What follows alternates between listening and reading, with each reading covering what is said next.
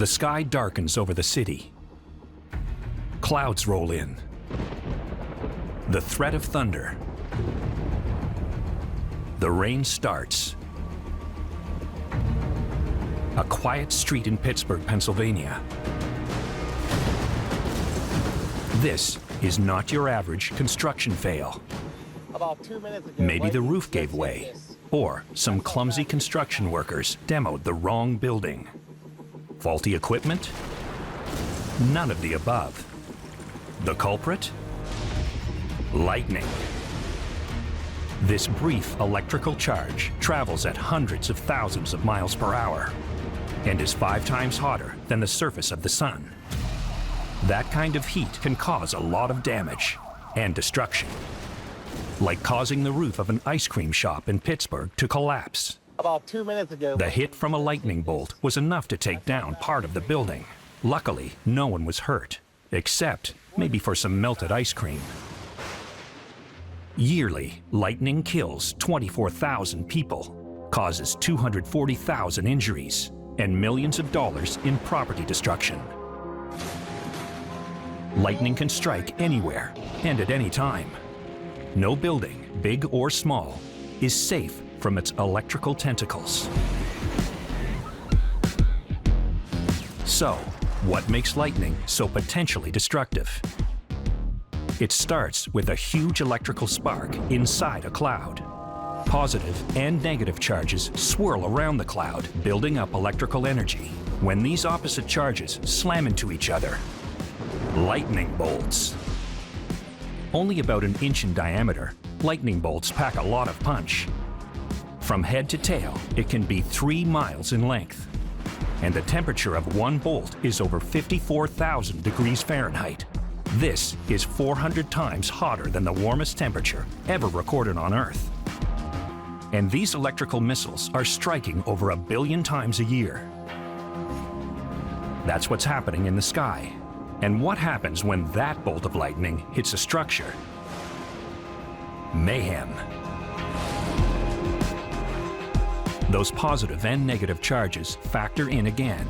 During a thunderstorm, tall buildings or houses likely have a positive charge. Lightning coming from a cloud emits a negative charge. Opposites do attract.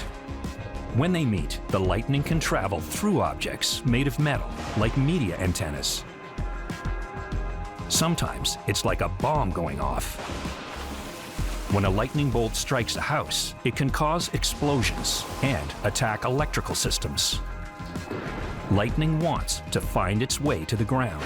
If it hits the roof of a house, the path to the ground could take a destructive journey through everything plugged into an outlet.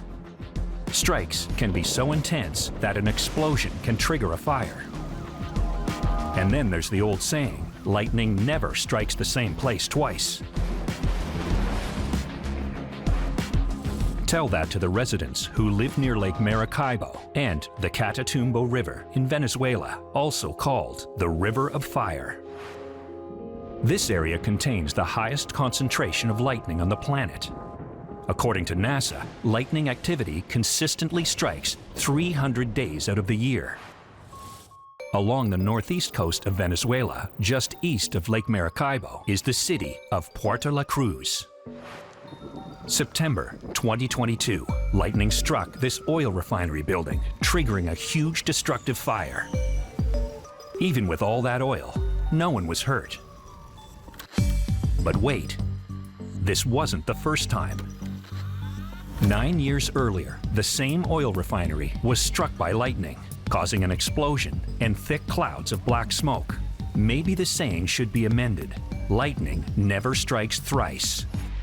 Large homes and factories on the ground are one thing, but what about a moving target, like an airplane? Once or twice a year, each commercial airplane gets struck by lightning. No surprise, it can attack the electrical systems and other mechanical elements of a plane. But planes have a few methods to combat lightning strikes. Static electricity discharge systems are built into the body of modern aircrafts. Conductive metal or wires absorb static electricity and transfer to the ground once the plane lands.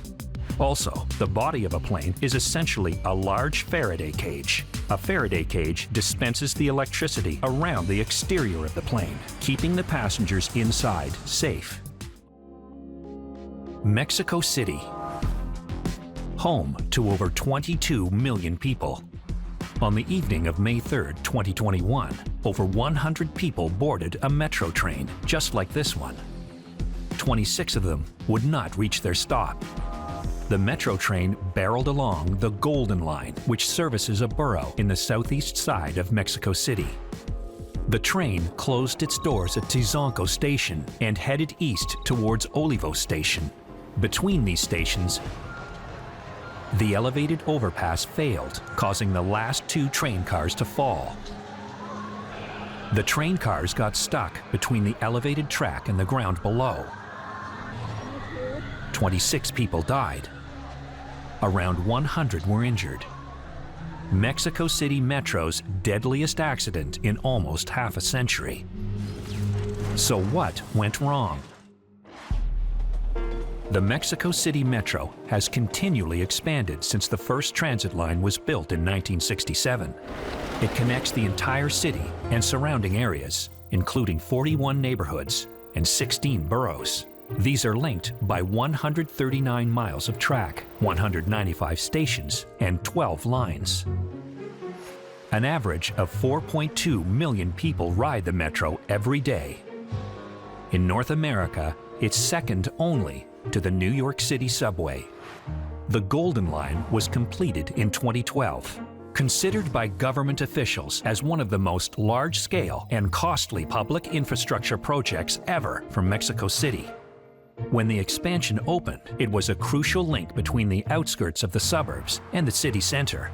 But Line 12, the Golden Line, was doomed with problems from the start.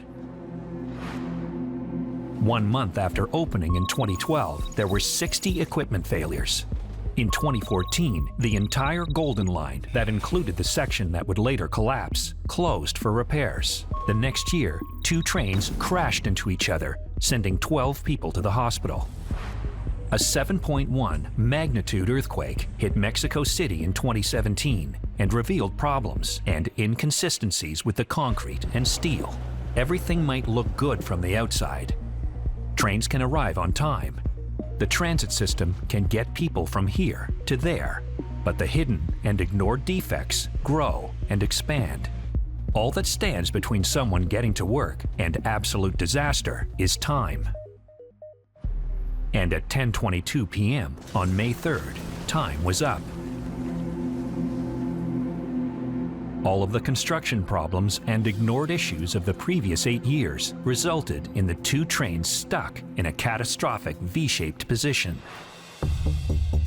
In order to hold the weight of the passing metro trains, the platform was fortified with 3 parts. Large steel beams ran from the ground up to the platform.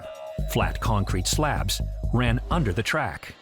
Strong metal studs connected the beams and the slab.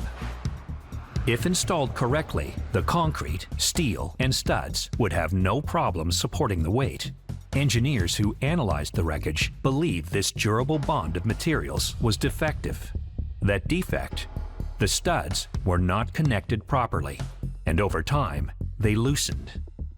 Evidence suggests that at the time of the crash, the concrete slabs were not securely attached to the beams. When assembled accurately, these 3 parts, the steel beams, the concrete slabs, and the metal studs, were so strong it was considered a nearly unbreakable bond. By incorrectly installing the studs, it was inevitable that the platform would fail. And fail it did. The last 2 train cars fell 40 feet below. It only took seconds to take the lives of 26 people. After much finger-pointing, the Mexican government hired an independent Norwegian company to investigate the collapse. The conclusion? Design flaws and shoddy construction work were the cause.